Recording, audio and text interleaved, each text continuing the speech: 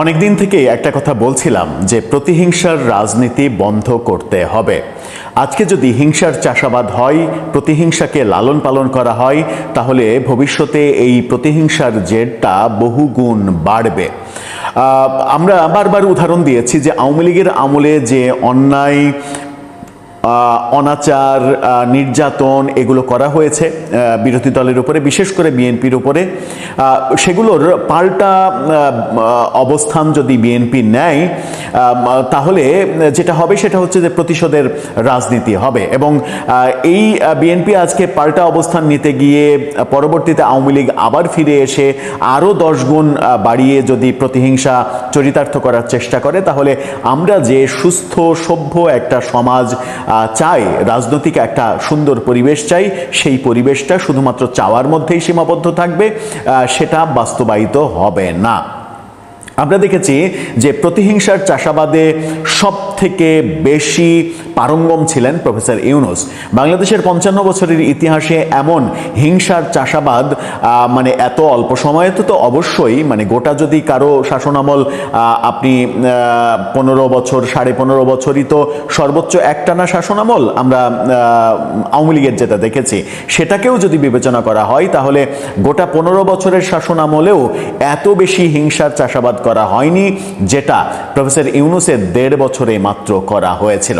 সেখানে আমরা বারবার বলেছিলাম যে এই হিংসার চাষাবাদটা বাদ দিতে হবে, কারণ এই হিংসার পরিবর্তে যখন প্রতিহিংসা চরিতার্থ করার চেষ্টা করবে আজকের নির্যাতিত পক্ষ, তাহলে ভবিষ্যৎটা আমাদের জন্য একটা অশনি সংকেত হয়ে দাঁড়াবে। সেরকমই একটা ইঙ্গিত এবার আমরা সত্যে পরিণত হতে দেখলাম। যে দলকে নিষিদ্ধ করে রাখা হয়েছে ছাত্রলীগ, সেই ছাত্রলীগের মানে যিনি সভাপতি, আমি জানি না এখনো তিনি সভাপতি আছেন কিনা, সাদ্দাম হোসেন, যিনি সর্বশেষ সময় পর্যন্ত সভাপতি ছিলেন, সাদ্দাম হোসেনের আজকে একটা ভিডিও বার্তা এসেছে সামাজিক যোগাযোগ মাধ্যমে। এই ভিডিওটা যখন করছি তার কিছুক্ষণ আগে এই ভিডিও বার্তাটা চোখে পড়ে। সাদ্দামের নিজের আইডিতেই এই ভিডিওটা তিনি পোস্ট করেছেন।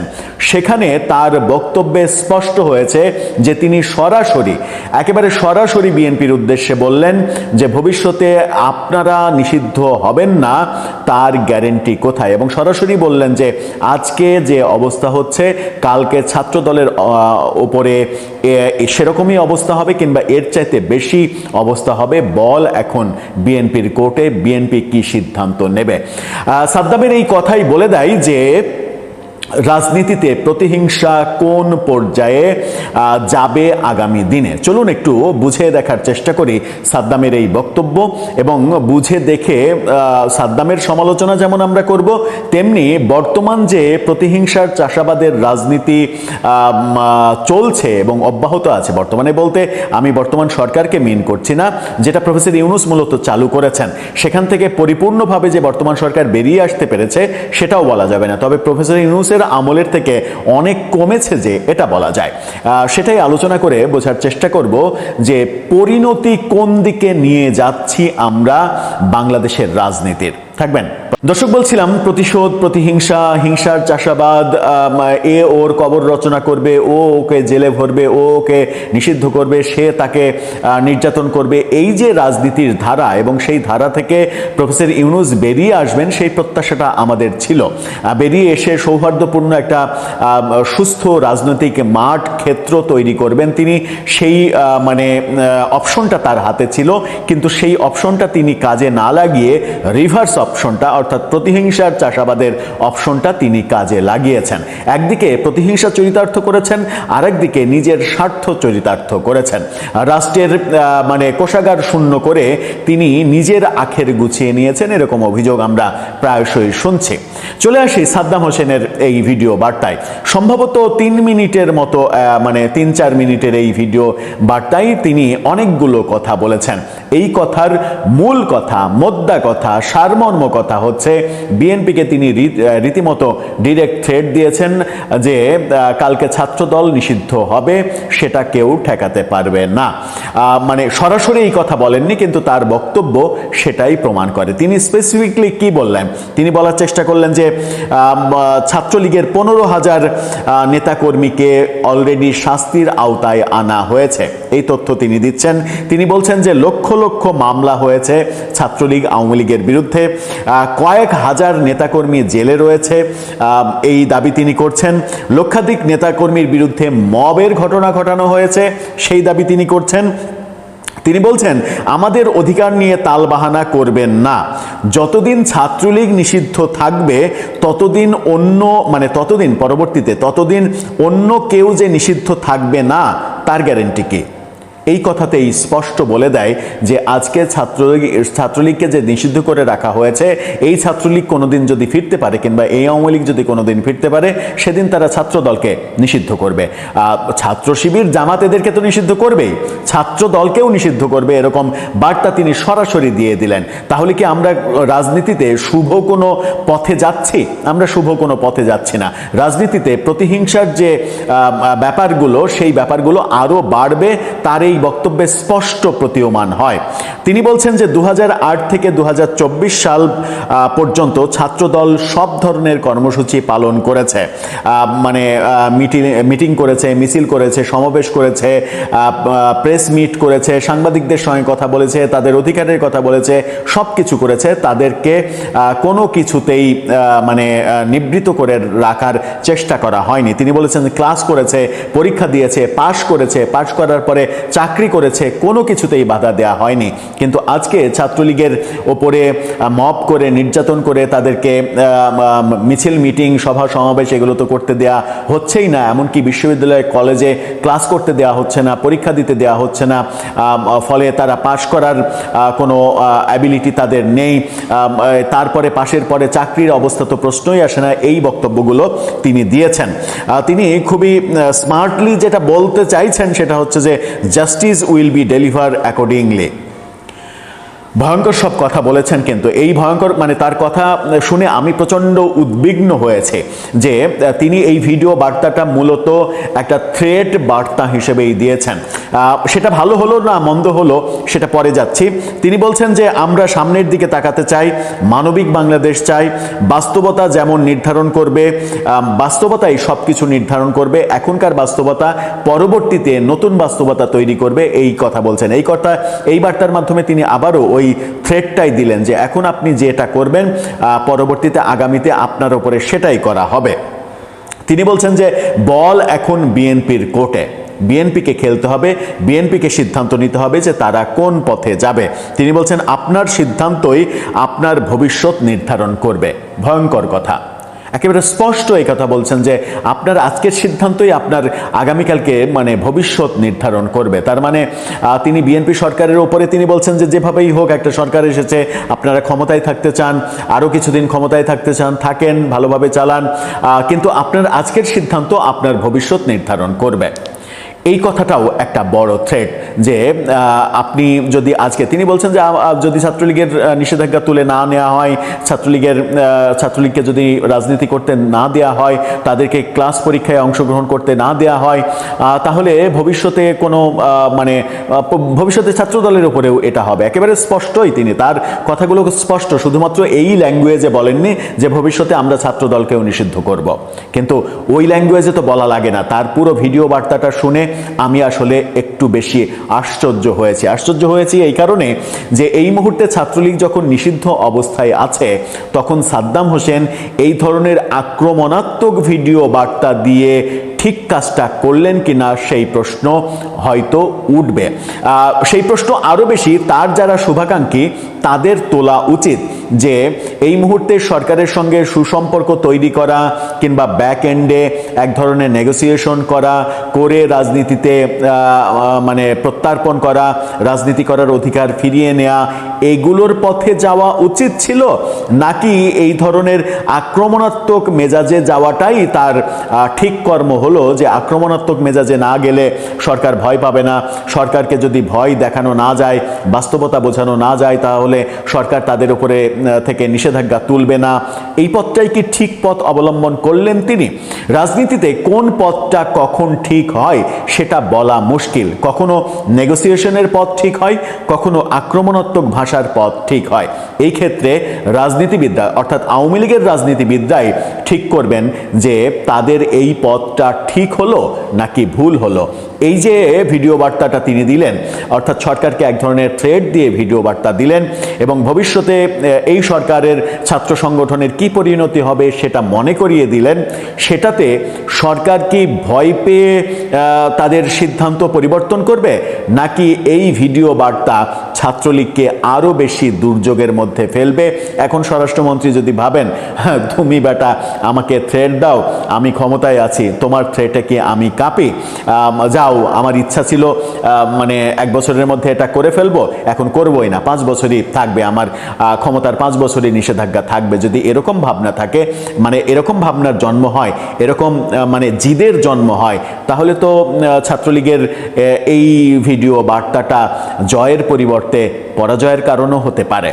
আমি জানি না তাদের জন্য কোনটা ভালো, কোন সিদ্ধান্তটা ভালো, মানে তাদের মানে সরকারের সঙ্গে এক ধরনের নেগোসিয়েশন করা ভালো, নাকি আক্রমণাত্মক ঢঙে কথা বলাই ভালো? দর্শক, আপনার কাছে কি মনে হয়, সাদ্দামের এই ভিডিও বার্তাটা কি ঠিক হলো নাকি ভুল হলো? আপনার মতামত জানিয়ে লিখতে পারেন আমাদের কমেন্ট বক্সে। গত কিছুদিন যাবত আমার ইউটিউবের সাবস্ক্রাইবাররা আমাকে প্রশ্ন করছে যে ভাইয়া, ছাত্রলীগের কার্যক্রম তো নিষিদ্ধ আছে এবং ছাত্রলীগ সংগঠন হিসেবে নিষিদ্ধ সারা বাংলাদেশ জুড়ে, তারপরও জেলা, উপজেলা, মহানগর, কলেজ এবং ইউনিভার্সিটিতে ছাত্রলীগের এত কমিটি কেন দেওয়া হচ্ছে? এই কমিটিগুলোর ফলে আওয়ামী লীগের কি লাভ হতে পারে? আওয়ামী লীগ কি দ্রুত ফিরে আসতে পারবে? আপনি এই বিষয়গুলো নিয়ে একটি মূল্যায়ন করুন এবং একটি ক্লিয়ারলি আলোচনা করুন, আমাদেরকে ব্যাপারগুলো ক্লিয়ারলি বুঝিয়ে দেন। আজকে এই বিষয়গুলো নিয়ে একটি ক্লিয়ারলি আলোচনা করব, খুবই গুরুত্বপূর্ণ আলোচনা হবে। আপনারা আশা করছি শেষ পর্যন্ত ভিডিওটি দেখবেন, তাহলে সকল বিষয় একেবারে পুঙ্খানুপুঙ্খানুভাবে ক্লিয়ার হয়ে যাবেন। প্রথমত, আমাদের একটা জিনিস মাথায় রাখতে হবে, আওয়ামী লীগের ভাতৃপ্রতিম সংগঠন হচ্ছে বাংলাদেশ ছাত্রলীগ। প্রত্যেকটা রাজনৈতিক দলের মেইন রাজপথের খেলোয়াড়রা হচ্ছে ছাত্র সংগঠনের কর্মীরা। যে রাজনৈতিক দলের ছাত্র সংগঠনের কর্মীরা সবচেয়ে বেশি শক্তিশালী, সে রাজনৈতিক দল সবচেয়ে শক্তিশালী রাজনৈতিক দল হয়ে ওঠে। আর রাজপথের মধ্যে আন্দোলন সংগ্রাম সবচেয়ে অগ্রণী ভূমিকা পালন করে ছাত্র সংগঠনের কর্মীরা।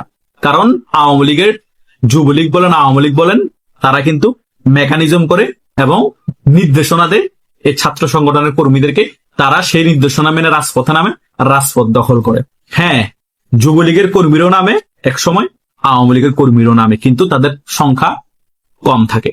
এখন যদি সারা বাংলাদেশ জুড়ে ছাত্রলীগের কমিটি দেওয়া না হয়, 5 আগস্টের পরবর্তী সময় সারা বাংলাদেশ জুড়ে জেলা, উপজেলা, মহানগর এবং কলেজ, ইউনিভার্সিটিগুলোতে যে কমিটি আছে, সেই কমিটির পদধারী নেতারা অনেকেই চুপচাপ হয়ে গিয়েছে, নিউট্রাল হয়ে গিয়েছে, অনেকে জেলে আছে, অনেকে এখনো পলাতক আছে, অনেকের আইডি ডিএক্টিভ। সো ছাত্রলীগকে এখন মোটামুটি চালানো ওইরকম অ্যাক্টিভলি সম্ভব হচ্ছে না। সো ছাত্রলীগকে যদি আবার উজ্জীবিত করতে হয়, চাঙ্গা করতে হয়, তাহলে কি করতে হবে? যারা এখন বিক্ষোভ মিছিল করছে জীবনের রিস্ক নিয়ে, যারা পদ পদবি পায়নি, যাদের কোনো পরিচয় নাই, তাদেরকে লাইমলাইটে নিয়ে আসতে হবে এবং তাদেরকে পরিচয় দিতে হবে। সো এখন যে বর্তমান ছাত্রলীগের সভাপতি সাদ্দাম এবং সেক্রেটারি ইনান আছে, তারা সেই কাজটিই করছে।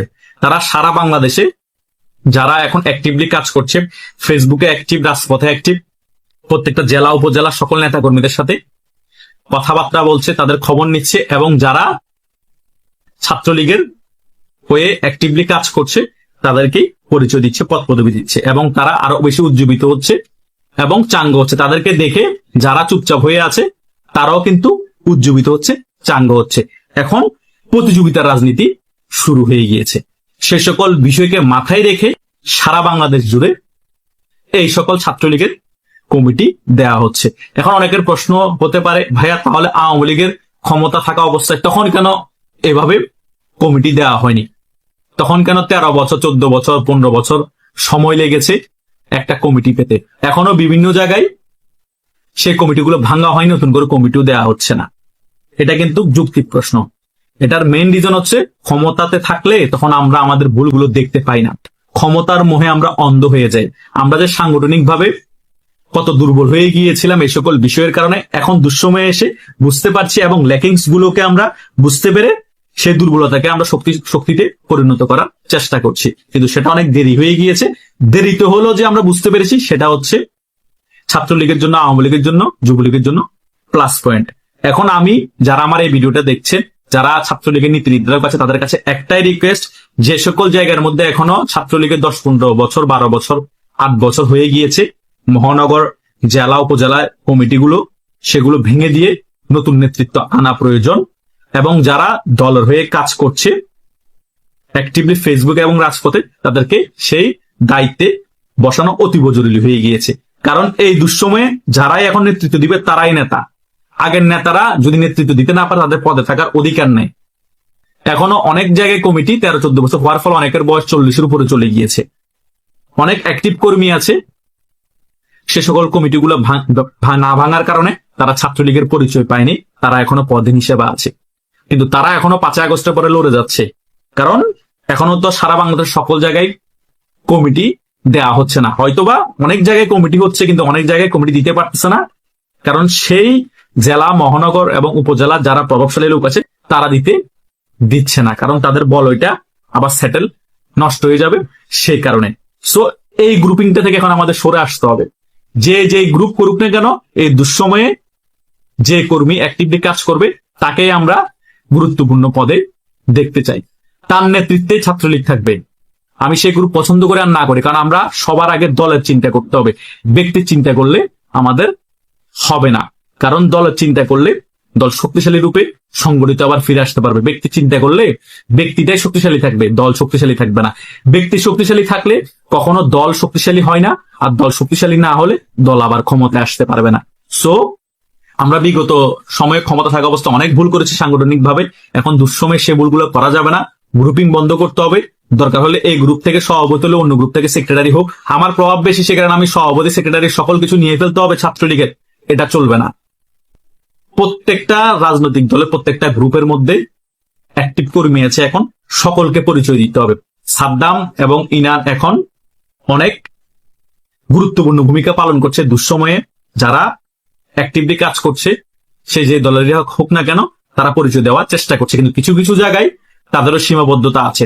কিছু প্রভাবশালী লোক আছে কিছু জেলা মহানগরের মধ্যে, তাদের কথার বাইরে গিয়ে তারা কমিটিও দিতে পারছে না, তারা অপরাগ, এটা আমরা জানি। সো এই বিষয়টা আমাদের মাথায় রাখতে হবে। যতই প্রভাবশালী হন না কেন, দুঃসময়ে দলের চিন্তা করতে হবে। যারা ছাত্রলীগের রাজনীতি করে তাদের চিন্তা করতে হবে। অনেকে বুড়ো হয়ে গিয়েছে, অনেকে বিয়ে করে নাই ছাত্রলীগের কমিটির জন্য, তারা এখনো বসে আছে অনেক জেলা মহানগরের মধ্যে, একটা ছাত্রলীগের পদ পাবে, পরিচয় পাবে। সো সে সকল বিষয়গুলো মাথায় রাখেন। সাদ্দাম এবং ইনানকে নির্দেশ দেন সে সকল মহানগর এবং জেলা কমিটি যাতে সাদ্দাম এবং ইনান দিয়ে দেয়। কারণ ছাত্রলীগ সংগঠিত হবে, ছাত্রলীগ চাঙ্গা হবে, নতুন নেতৃত্ব যখন ছাত্রলীগে আসবে অটোমেটিক্যালি ভাবে সারা বাংলাদেশ উজ্জীবিত হয়ে যাবে। আর সে উজ্জীবিত হওয়ার কারণে দ্রুত আওয়ামী লীগ বাংলাদেশের রাজনীতিতে ফিরে আসবে। ছাত্রলীগ ছাড়া, আওয়ামী লীগের তৃণমূল কর্মী ছাড়া কেউ পারবে না আওয়ামী লীগকে দ্রুত বাংলাদেশের রাজনীতিতে ফিরাতে।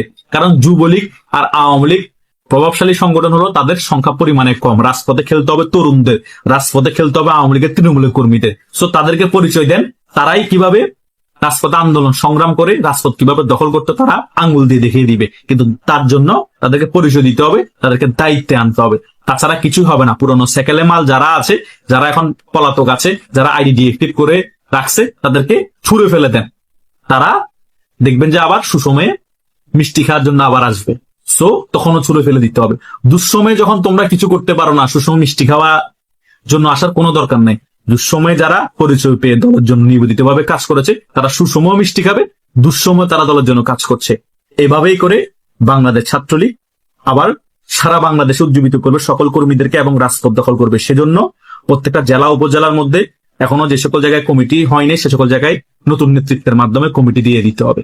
এর ফলে এই ছাত্রলীগই বাংলাদেশ আওয়ামী লীগকে দ্রুত বাংলাদেশের রাজনীতিতে ফিরিয়ে আনতে পারবে। আশা করছি আমি এই আলোচনা যে সকল বিষয়গুলো বোঝানোর চেষ্টা করেছি, যারা আমার ভিডিওটি সম্পূর্ণ দেখেছেন তারা মোটামুটি ক্লিয়ারলি ব্যাপারগুলো বুঝতে পেরেছেন।